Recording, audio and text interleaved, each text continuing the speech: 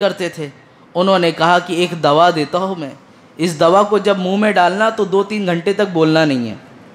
اس دوا کو منہ میں جب ڈالنا ہے تو 2-3 گھنٹے تک بولنا نہیں، اور اسے نگلنا نہیں، صرف رکھ کر کے پھر اگل دینا ہے. انہوں نے کہا ٹھیک ہے. ایک 7 گولیاں بنا کر دی. کہا جب جب گھر پہ جاؤ گے، گھر میں داخل ہونے سے پہلے وہ گولی منہ کے اندر ڈال لینا. اب یہ شخص کام سے جب گھر لوٹا تو لوٹنے کے بعد جیسے ہی آیا تو بیوی کا معاملہ ایسا تھا کہ کچھ نہ کچھ چیزوں کو نکال کر جھگڑا کرنا ہی تھا. اب یہ بیوی بولنا شروع کر دی. وہ شوہر خاموشی کے ساتھ سنتا رہا، کرا اور جا کر اپنے چلا گیا. دوسرے دن پھر آئی، پھر وہی معاملات، چیخنا چلانا. اب تیسرے دن کا معاملہ ایسا تھا کہ جہاں چیخ کر بولتی تھی، چلا کر بولتی تھی، آج سنجیدگی سے بول رہی ہے کہ یہ چیز نہیں ہوئی، وہ چیز نہیں ہوئی، میں تو چیخ کر چلا کر پریشان رہتی ہوں. چوتھا دن آیا، اب یہ پریشان تھی، یہ کچھ بول کیوں نہیں رہے. گئی پاس میں، پیر دباتی، ہاتھ دباتی، کیا بات ہے، کچھ معاملات بگڑے ہوئے ہیں، آپ کی طبیعت نہیں صحیح ہے، کچھ بولتے نہیں، کچھ جواب نہیں دیتے. نہیں ٹھیک ہے، اشارے میں سب بول دیا. 5واں دن آیا، اب بالکل مزاج نرم، آج آپ کے لیے یہ بنائی ہوں، وہ بنائی ہوں، ساری چیزیں، اچھا ہے یا برا ہے وہ بھی نہیں بول رہے. بہت پریشان ہو گئی کہ آپ تو کچھ بولتے ہی نہیں، میں ہی بیکار ہوں. ساری چیز شروع ہو گئی. جہاں تمہیں دوش دینا تھا، جہاں شوہر کو برا بولنا تھا، اب یہ بولنا شروع ہو گیا کہ میں ہی بری ہوں، میں ہی آپ کا خیال نہیں رکھ پاتی، اسی لیے آپ پریشان رہتے. 7واں دن آیا، بالکل لائن پہ آ گئی. یہ بیچارہ جھومتا جھامتا مٹھائی لے کر پہنچ گیا. کہا حضور کیسی دوا بنا کر دیا تھا آپ نے، 7 دن میں ایسا اثر آیا جو اب تک سالوں بھر میں نہیں تبدیلی آئی تھی، 7 دن میں میری بیوی کے اندر تبدیلی آ گئی. وہ کون سی دوا تھی، کیا دیا تھا آپ نے؟ آپ نے فرمایا میں نے کوئی دوا نہیں بنایا تھا، وہ آٹے کی گولی تھی، وہ بنا کے دی تھی کہ اسے منہ کے اندر رکھنا. آٹے کی گولی تھی، وہ بنا کر دیا کہ اپنے منہ کے اندر رکھ لینا. میرے عزیزوں، بولنا اتنا چاہتا ہوں، اگرچہ یہ لطیفہ ہے لیکن یہ حقیقت ہے. آپ وہاں پر زبان زیادہ نہ چلائیں. عورتوں کا معاملہ ایسے ہی ہوتا ہے، آپ 2 بولتے ہو، وہ 4 بولتی ہیں. ان کی قینچی جیسی زبان رشتوں کو بھی کاٹتی ہے، زندگی بھی برباد کرتی ہے. جتنے سارے رشتے جو طلاق شدہ ہو جاتے ہیں، اس کی وجہ عورتوں کی زبان بنتی ہے، اور اس میں تعاون کرنے کے لیے جو کام کرتے ہیں وہ مرد کرتے ہیں. وہ 1 بولتی ہے، یہ 2 بولنے کی کوشش کرتی ہے تو جواب میں 4 ملتا ہے.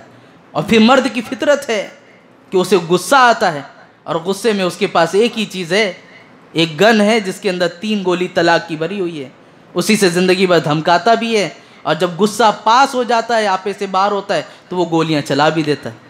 چلانے کے بعد پھر پریشان، اب زندگی کیسے گزاریں، کہاں گزاریں، کس کے ساتھ رہیں. تو اپنے زبان پر تالا لگاؤ، گھر خود بخود جنت بنے گا. تو بولنا اتنا چاہتا ہوں کہ ہر کسی کے درمیان کچھ نہ کچھ تھا. حضرت فاطمہ، حضرت علی رضی اللہ عنہ کے درمیان بھی معاملات ہوئے تھے اس طرح، لیکن اس کا معاملہ یہ نہیں ہے کہ ان کے رشتے میں بہت بگاڑ پیدا ہوا، بہت ساری خرابی پیدا ہوئی. اتنا عرض کرنا چاہتا ہوں، دنیا کا پاکیزہ رشتہ ہے، یہ سب سے پیارا جوڑا ہے، جس کو دیکھ کر رسول پاک صلی اللہ علیہ وسلم صحابہ کرام سے یہ کہتے تھے، کیا اس سے حسین جوڑا بھی کبھی تم نے دیکھا ہے؟ حضور صلی اللہ علیہ وسلم یہ فرماتے تھے. لیکن اس جوڑے کے درمیان بھی یہ چیزیں ہوئی ہیں، تو ہمارے درمیان بھی بدرجہ اولا ہو سکتی ہیں. میرے عزیزوں، بات یہ عرض کرنی ہے کہ حضرت علی اور حضرت فاطمہ، آپ کے نکاح کے معاملات تو ایک طویل گفتگو ہے اس پہ. حضرت عمر نے بھی نکاح کے پیغام بھیجے تھے، حضرت ابوبکر نے بھی بھیجا. نبی پاک صلی اللہ علیہ وسلم نے ان کے جواب میں یہ کہا کہ میں وحی کا انتظار کر رہا ہوں. حضرت علی رضی اللہ عنہ نے کبھی پیغام نہیں بھیجا تھا. آپ کی ازواج مطہرات میں سے ایک زوجہ نے انہیں ترغیب دلائی کہ تم حضرت فاطمہ کا نکاح کا پیغام لے کے کیوں نہیں آتے؟ آپ نے کہا میرے پاس کیا ہے، میں دوسرے کے کھیت میں خود ہی کام کرتا ہوں، میرا خود کا گھر بھی نہیں ہے، میرے پاس یہ کچھ بھی چیزیں نہیں ہیں، میں کس چیزوں کو لے کر نکاح کروں گا؟ بہرکیف پیغام لینے کے لیے تھوڑی ہمت جب دلائی گئی، حضرت علی آتے ہیں رسول پاک صلی اللہ علیہ وسلم کی بارگاہ میں. کچھ تو ادب تھا اور کچھ جلال بھی تھا رسول پاک صلی اللہ علیہ وسلم کا. بولنا چاہ رہے تھے لیکن بول نہیں پا رہے تھے بیٹھے ہوئے. نبی پاک صلی اللہ علیہ وسلم نے جب دیکھا، کہا علی فاطمہ کا رشتہ لینے آئے ہو؟ حضور صلی اللہ علیہ وسلم نے خود سامنے سے فرمایا کہ علی، حضرت فاطمہ کا تم رشتہ لینے آئے ہو؟ حضرت علی نے اشارہ کیا. نبی پاک صلی اللہ علیہ وسلم نے بہرکیف وحی بھی ہوئی، اس کے ذریعے سارے معاملات ہو گئے. آگے کی زندگی جو گزرنا شروع ہوئی، حضرت فاطمہ رضی اللہ عنہ کی زندگی اور حضرت علی رضی اللہ عنہ کی زندگی میں ایک پہلو صرف آپ کے سامنے رکھتا ہوں، گفتگو طویل ہو جائے گی۔ وہ پہلو یہ، جب جنگ بدر کا معاملہ ہوا تھا اور بدری صحابہ اکرام کی وہاں شہادت بھی ہوئی تھی اور بہت سارے 70 قیدی وہاں پر لے کر بھی آئے تھے، نبی پاک صلی اللہ علیہ وسلم سب کے درمیان چیزیں تقسیم کر رہے تھے، مال بانٹ رہے تھے اور لوگوں کو قیدی بھی عطا کر رہے تھے کہ لے جاؤ اپنے غلامی میں رکھ لو۔ حضرت فاطمہ رضی اللہ عنہا کا معاملہ ایسا کہ آپ گھر میں کام کیا کرتی تھیں، چکی خود پیسا کرتی تھیں، ہاتھوں میں چھالے آ جاتے تھے۔ حضرت علی آتے ہیں اور آنے کے بعد کہتے فاطمہ گھر کا کام بہت زیادہ تمہیں بھاری پڑ جاتا ہے، جاؤ دیکھو بدر کے غلام بانٹے جا رہے ہیں، تم بھی جا کر اپنے ابا جان سے کوئی غلام لے کر آ جاؤ۔ حضرت فاطمہ کبھی بھی جا کر خود کے لیے کوئی خادمہ لے کر نہیں آئی، لیکن یہاں شوہر کا حکم تھا اس لیے پہنچ گئی۔ شوہر کا حکم تھا کہ جاؤ لے کر آ جاؤ۔ حضرت فاطمہ رضی اللہ عنہا حاضر ہوتی ہیں اور ہونے کے بعد جیسے ہی آگے بڑھا تو رسول پاک صلی اللہ علیہ وسلم نے اشارہ کیا، کہا ابھی یتیموں کا حق باقی ہے، ٹھہرے رہو۔ سب کو وہ یہ حق دیتے رہے، یہاں تک کہ آخر میں آتی ہیں اور کہتی ہیں کہ گھر کے کام بہت سخت ہو جاتے ہیں، مجھے بھی کوئی غلام مل جائے تو کام میں آسانی ہو جائے گی۔ نبی پاک صلی اللہ علیہ وسلم نے فرمایا اے فاطمہ کیا میں تمہیں غلام سے بڑھ کر بھی اچھی چیز نہ دے دوں؟ کیا میں تمہیں غلام سے بڑھ کر بھی اچھی چیز نہ دے دوں؟ کہا یا رسول اللہ بالکل، میرے ماں باپ آپ پر قربان جائے، صحابہ اکرام کا جو جملہ تھا۔ حضرت فاطمہ نے بھی محبت بھرے انداز میں کہا ابا جان بالکل، آپ جو عطا کریں گے میرے لیے بہتر ہوگا۔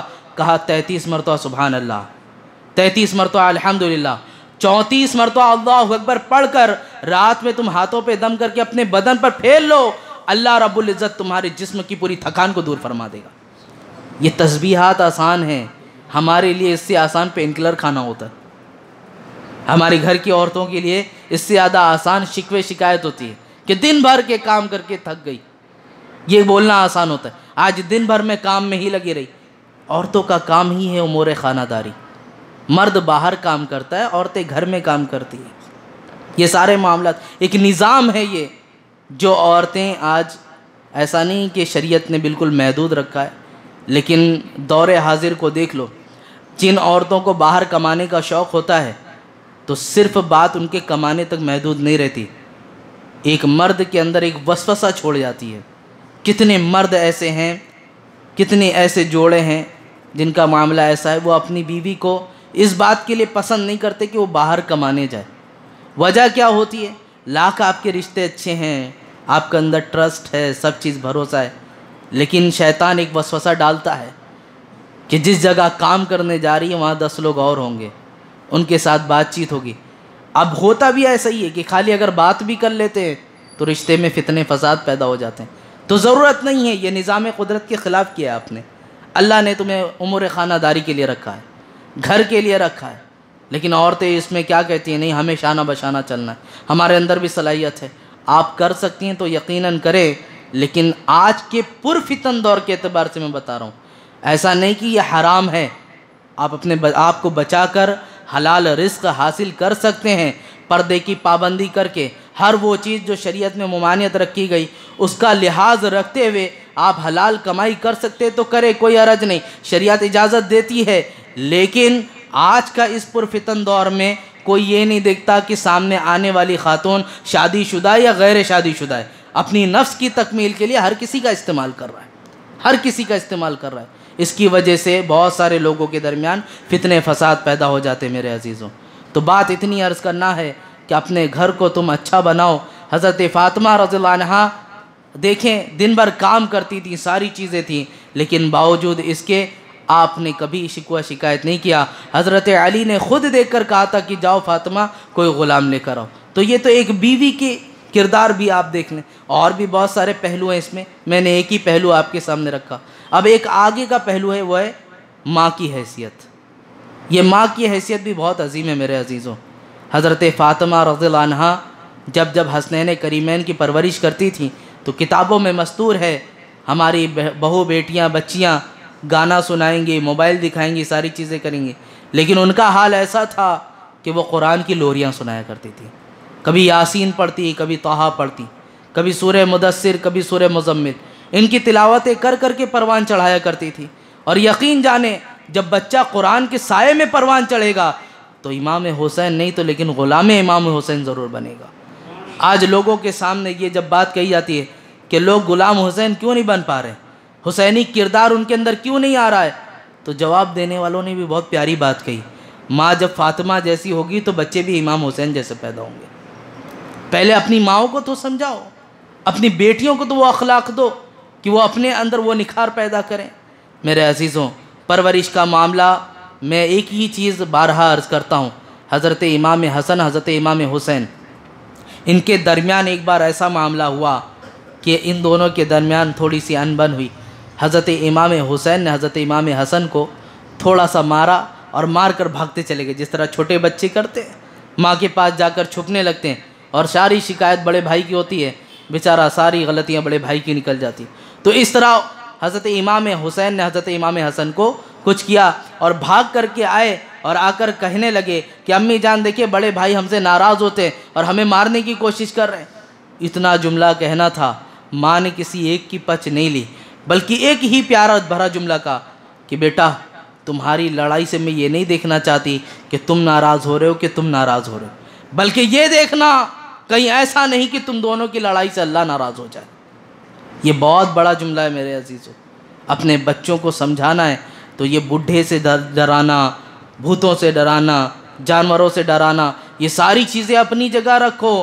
ڈرانا ہے تو بچپن سے اللہ کا خوف ڈالو، اللہ کا خوف ڈالو۔ ایک صاحب بہت اچھی ترتیب اپنے بچوں کے کرنے کی انہوں نے رکھی تھی کہ جب جب بچے کو کوئی چیز اچھی لا کر دیتے تھے کھلونے کے طور پر یا کھانے پینے کی، تو اسے یہ کہتے تھے دیکھ اللہ کی جانب سے ملا، تم نے ہماری بات سنی تھی، اللہ نے تمہارے لیے یہ چیز بھیجی۔ اور جب جب بچہ کہیں گر جاتا تھا، کہیں اسے چوٹ لگ جاتی تھی، تو اسے یہی کہتے تھے تم نے ماں باپ کا کہنے نہیں مانا، اس لیے اللہ کی جانب سے یہ سزا ملی ہے تمہیں۔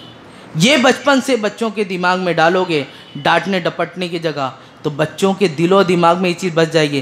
حضرت بابا فرید گنج شکر رحمۃ اللہ تعالیٰ علیہ، گنج شکر کیوں کہتے ہیں انہیں؟ ان کی ماں نے بچپن سے ایک ہی چیز کہا تھا، بیٹا نماز پڑھو تمہیں مٹھائی ملے گی۔ شکر جب جب نماز پڑھنے کے لیے کھڑے ہوتے تھے مصلی کے نیچے شکر لا کے رکھ دیتی تھی، جب جب کھڑے ہوتے تھے حالت ایسی تھی، نماز پھیرنے سلام پھیرنے کے بعد مصلی ہٹایا تو یہ عقیدہ بن گیا تھا، ہاں نماز پڑھوں گا تو اللہ کی جانب سے مجھے مٹھائی ملے گی۔ ایک دن ایسا تھا کہ ماں شکر رکھنا بھول گئی، اب حالت ایسی کہ شکر رکھنا بھول گئی اور بچہ نماز پڑھ رہا ہے۔ اب اگر مٹھائی نہ ملی تو یہ ہوگا کہ ہر دن تو رب کی بارگاہ سے مٹھائی ملتی تھی، آج کیوں نہیں ملی؟ بچہ اداس ہو جائے گا، اے اللہ تیری بارگاہ سے اس کی امیدیں کم ہو جائیں گی۔ بارگاہ رب العزت میں ہاتھ اٹھاتی کہتی ہیں مولا میرے اس بچے کی جو خواہش ہے اسے پوری فرما دے۔ حالت یہ ہے کہ حضرت بابا فرید گنج شکر رحمۃ اللہ تعالیٰ علیہ نماز پڑھی، سلام پھیرا، سلام پھیرنے کے بعد آج مصلی ہٹایا تو تھوڑی شکر نہیں ملی بلکہ پورے شکر کا خزانہ سامنے آ گیا۔ پورے شکر، گنج شکر، گنج کہتے ہیں خزانے کو، شکر یعنی میٹھی چیز، یعنی مٹھائی کا خزانہ، اسی لیے حضرت بابا فرید کو گنج شکر رحمۃ اللہ تعالیٰ علیہ کہا جاتا ہے۔ یہ معاملات، یہ ماں کی تربیت تھی کہ ایک بچے کو پروان کیسا چڑھائے۔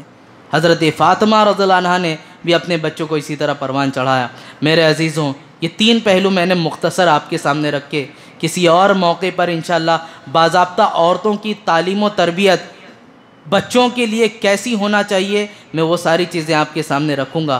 اب آخری بات حضرت فاطمہ رضی اللہ عنہا کی وہ یہ بھی آپ کے سامنے عرض کر دوں، اور بالخصوص آج کا یہ میسج ہماری گھر کی خواتین کے لیے ہے، ان کے لیے میرا یہ میسج ہے۔ حضرت فاطمہ رضی اللہ عنہا، آپ کی زندگی کا ایک وقت ایسا آیا جب نبی پاک صلی اللہ علیہ وسلم کا وصال کا وقت قریب آیا، حضور صلی اللہ علیہ وسلم ابھی بہت بیمار ہو چکے تھے۔ حضرت فاطمہ رضی اللہ عنہا کے کان میں کہتے ہیں کہ اے بیٹی میرے جانے کا وقت قریب آ گیا ہے۔ سب رونا شروع کر دیتے ہیں، حضرت فاطمہ بھی رونا شروع کر دیتی ہیں۔ نبی پاک صلی اللہ علیہ وسلم نے حضرت فاطمہ کو قریب بلایا اور بلانے کے بعد کان میں ایک جملہ کہا جس کو سننے کے بعد حضرت فاطمہ مسکرانے لگی۔ تمام ازواج مطہرات بیٹھی تھیں، وہ کشمکش میں تھیں، ابھی تھوڑی دیر پہلے حضرت فاطمہ رو رہی تھیں، اب ہنس رہی ہیں۔ کئی دنوں کے بعد یہ انکشاف ہوا کہ معاملہ کیا تھا۔ بعد میں پھر روایتوں میں آتا ہے، حضرت عائشہ فرماتی ہیں کہ نبی پاک صلی اللہ علیہ وسلم نے جو حضرت فاطمہ کے کان میں کہا تھا وہ یہی کہا تھا کہ میرے بعد سب سے پہلے تم میرے پاس آؤ گی، میرے جانے کے بعد میرے رحلت فرمانے کے بعد سب سے پہلے تم میرے پاس آؤ گی۔ تو یہ سن کر حضرت فاطمہ خوش ہو گئیں، لیکن حالت ایسی ہے، یہ خوشی تو لمحے بھر کی تھی، جو وقتی طور پر رحلت ہوئی، جدائیگی ہوئی، اس کا تو عام تذکرہ آپ نے سنا ہے کہ صحابہ اکرام کیسے ساکت و جامد ہو گئے تھے۔ کوئی تلوار نکال کر گھوم رہا ہے تو کوئی ایسا بیٹھا ہے کہ اگر ان سے چمٹیاں بھی لے جی جائے تو پتہ نہیں چلتا تھا، کوئی الگ الگ باتیں کر رہا ہے۔ حضرت علی تو کہتے ہیں کہ نبی پاک صلی اللہ علیہ وسلم کو موت آ ہی نہیں سکتی۔ حضرت عمر کہتے ہیں اگر کسی نے کہہ دیا کہ نبی کا انتقال ہوا میں اس کی گردن مار دوں گا، ہر کوئی کا معاملہ ایسا تھا۔ حضرت فاطمہ بھی سسک سسک کے رویا کرتی تھیں اپنے بابا جان کے غم میں۔ ایک وقت ایسا آیا جب معلوم ہو گیا کہ اب وقت آ چکا ہے جانے کا، حضور صلی اللہ علیہ وسلم خواب میں آئے اور پوری بشارت دے دی کہ فاطمہ عنقریب تم میرے پاس آ جاؤ گی۔ اب حال ایسا ہے، گھر میں حضرت فاطمہ نے ساری صفائی کر کے رکھ دی، ایک گرم پانی لیا اور گرم پانی رکھ دیا، بچے کو نہلا رہی ہیں۔ حضرت امام حسین کو اچھا لباس پہنایا، حضرت امام حسن کی پیشانی پہ بوسہ لیا، انہیں پیار کر رہی ہیں۔ حضرت علی کی جانب آئی، فرط محبت سے دیکھ رہی ہیں۔ یہ سارے معاملات چل رہے تھے۔ حضرت علی کہتے ہیں حضرت فاطمہ کا یہ پیار دیکھ کر لگ رہا تھا کہ اب زندگی کا یہ آخری پیار ہے۔ دوسری بار اب حضرت فاطمہ کبھی حضرت امام حسین کو اس طرح پیار سے نہ دیکھ پائیں گی، نہ حضرت امام حسن کو دیکھ پائیں گی۔ یہ سارے معاملات ایسے محسوس ہو رہے تھے۔ اب آخر میں آتی ہیں اور کہتی ہیں اے علی میری ایک خواہش کو تم پوری کر دینا، زندگی بھر تم نے میری تمام خواہشوں کو پوری کیا، ہر چیز تم نے میری پوری کی، ایک آخری خواہش یہ ہے میں نے زندگی بھر اپنے پردے کا لحاظ رکھا، میرے انتقال کے بعد کہیں ایسا نہ ہو غیر محرم آ کر مجھے دیکھ کر جائیں، اس لیے تم وعدہ کرو جب میرا انتقال ہو جائے گا تو تم دن کے اجالے میں نہیں بلکہ رات کے اندھیرے میں میرا جنازہ لے کر جاؤ گے۔ حضرت علی اتنا سنتے ہیں، بھراتی آواز میں ہاں کا ایک اظہار کیا اور روتے ہوئے فرط محبت میں وہ ساری چیزیں عہد و پیمان کے طور پر پورے کرنے کی بات کر دی۔ اب حضرت فاطمہ رضی اللہ عنہا کا انتقال ہو جاتا ہے، رات کے سناٹے میں جنازہ لے کر جایا گیا۔ میری گھر کی، میرے قوم کی، میرے علاقے کی خواتین سے میں عرض کرنا چاہتا ہوں تم جو بے پردہ اپنے گھروں سے نکلتی ہو کیا منہ دکھاؤ گی حضرت فاطمہ کو؟ کون سا منہ لے کر جاؤ گی؟ وہ فاطمہ جو اپنے جنازے پر بھی اس بات کو گوارا نہیں کرتی کہ کوئی غیر محرم آ کر اپنی نظریں ڈالے، اور تم جیتے جی اپنے آپ کو بے پردہ باہر نکالتی ہو، غیروں کی نظریں تم پر پڑ رہی ہوتی ہیں، تم اپنے لباس کو تنگ سے تنگ کرتی جا رہی ہو، اپنے چہرے کو سامنے دکھا رہی ہو۔ میرے عزیزوں میں یہی عرض کرنا چاہوں گا، یہاں آج ہمارے مردوں کی بھی ذمہ داری ہے۔ اس مرد کے بارے میں رسول پاک صلی اللہ علیہ وسلم نے فرما دیا وہ مرد دیوس ہے، جہنم میں جائے گا جس کی عورتیں بے پردہ گھروں سے باہر نکلتی ہیں، وہ مرد دیوس ہے۔ عزیزان ملت اسلامیہ ہماری ذمہ داریاں ہیں کہ ہم اپنے گھر کی خواتین کو پردے میں ملبوس رکھیں، اور بالخصوص اس پردے کا لحاظ آج کے اس دور کے اعتبار سے لوگ گھر میں بھی کرتے ہیں، بازار میں بھی کرتے ہیں، سب جگہ ہو جاتا ہے۔ ایک جگہ ایسی ہے جو دن بدن اس جگہ بے حیائی عروج پر جاتی ہے، اور وہ ہے ہمارے گھر کی شادی کی تقریبات۔ وہاں پر پردے کا لحاظ نہیں ہوتا۔ وہ خواتین جن کے سر کے ایک بال نہیں دکھ پاتے، کوئی نہیں دیکھ سکتا، وہ پھر ہال کے اندر دیکھیں اپنی پوری بالوں کو کس طرح لہلاتے ہوئے سب کے سامنے گزرتی ہیں۔ یقین جانے آپ کو 2-3 گھنٹے کا مزہ ملے گا، لیکن یہ بے حیائی کا جو آپ کو بدلہ دیا جائے گا وہ بہت ہی سخت ہوگا میرے عزیزوں، بہت ہی سخت ہوگا۔ تو میرے یہی التجا اور التماس ہے کہ آج یوم وصال حضرت فاطمہ الزہرا رضی اللہ عنہا ہے، ہر کوئی غوث پاک کے نام کی 11ویں کرتا ہے، غریب نواز کی 6ٹی کرتا ہے، ساری چیزیں کرتا ہے۔ ہمارے اوپر لازم ہے کہ جس فاطمہ نے ہمیں ایک لمحہ فراموش نہیں کیا، آج ہم ان کے نام پر بھی فاتحہ کروائیں، ایصال ثواب کروائیں۔ یہ ساری چیزیں گھروں میں خیر و برکت کے لیے ہوں گی، تو اپنے گھروں میں آج جائیں، اور جانے کے بعد اس بات کا بھی اہتمام کریں کہ جس طرح ہر تقریبات میں، ہر عروس میں آپ بڑھ چڑھ کر حصہ لیتے ہیں، اس کا بھی اہتمام کریں۔ غیر جو آج ہم پر اعتراض کر رہے ہیں نا، ایک یہی پہلو ہے کہ یہ سنی 11ویں تو بڑی شان سے مناتے ہیں، یہ سنی 6ٹی تو بڑی شان سے مناتے ہیں، لیکن اہل بیت کی محبت چیختے ہیں چلاتے ہیں یہاں کیوں نظر نہیں آتی؟ یہ بولتے ہیں اس طرح، بیر کیف ان کے بولنے کا معاملہ تو نہیں، لیکن میں اتنا عرض کرنا چاہتا ہوں کہ کسی بھی چیز کو اتنا عروج مت دو کہ جس کی وجہ سے دور سے یہ لگے کہ آپ دوسری چیز کو کم کر رہے ہو۔ یہ بولنا چاہتا ہوں میں، اہل بیت اطہار کی محبت ہمارے دل میں ہے، صحابہ اکرام کی محبت ہمارے دل میں، تو اس کا اظہار بھی ہونا چاہیے۔ نبی پاک صلی اللہ علیہ وسلم نے فرمایا آخری بات، تم جس سے محبت کرتے ہو اس کے سامنے اس کا اظہار بھی کرو کہ میری محبت تمہارے ساتھ اس قدر ہے۔ اللہ تعالی ہم سب کو اہل بیت اطہار کی سچی اور پکی محبت نصیب فرمائے۔ اے پاک پروردگار عالم، آج کے دن کے صدقے طفیل، ماہ سیام کے اس دن کے صدقے طفیل مولا ہم سب کی مغفرت عطا فرما۔ اے اللہ، جن نکموں کے بارے میں حضرت فاطمہ نے دعائے مغفرت کی ہے مولا، اس دعا میں ہم نکموں کو بھی شامل فرما دے۔ اے پاک پروردگار عالم، جن نکموں کے لیے رسول پاک صلی اللہ علیہ وسلم نے رو رو کر رب حبلی امتی کی صدا لگائی مولا، ہمیں بھی اس زمرے میں تو شامل فرما دے۔ نبی پاک صلی اللہ علیہ وسلم کی شفاعت صغریٰ اور کبریٰ نصیب فرما۔ اے پاک پروردگار عالم، اہل بیت اطہار کا سچا اور پکا شیدائی بنا۔ ہمارے نوجوان کے بازوؤں میں شجاعت عالی عطا فرما، جذبہ ایمانی عطا فرما، حسنین کریمین جیسی ایمان کی استقامت عطا فرما۔ اے پاک پروردگار عالم، ننھے علی اصغر جیسا صبر عطا فرما۔ اے پاک پروردگار عالم، ہماری گھر کی بہو بیٹیوں کو حضرت فاطمہ کی چادر کا صدقہ نصیب فرما۔ بے حیائی کا جو بازار گرم ہے مولا، انہیں حیا نصیب فرما دے۔ اب تک جتنی بہو بیٹیاں بے حیائی کر چکی ہیں مولا، آج کا عہد و پیمان انہیں عطا فرما، آئندہ سے انہیں باحیا بننے کی توفیق عطا فرما دے۔ مولا تجھ سے یہ کیوں کہوں، یہ عطا ہو وہ عطا ہو، ہم سب کو وہ دے جس سے ہم سب کے گھر کا بھلا ہو۔ مولا ایمان پر تو نے زندہ رکھا، ایمان پر ہی موت نصیب فرما۔ استغفر اللہ ربی من کل ذنب واتوب الیہ، وصلی اللہ تعالی علی خیر خلقی محمد وآلہ وصحبہ اجمعین برحمتک یا ارحم الراحمین۔ السلام علیکم ورحمۃ اللہ تعالی وبرکاتہ۔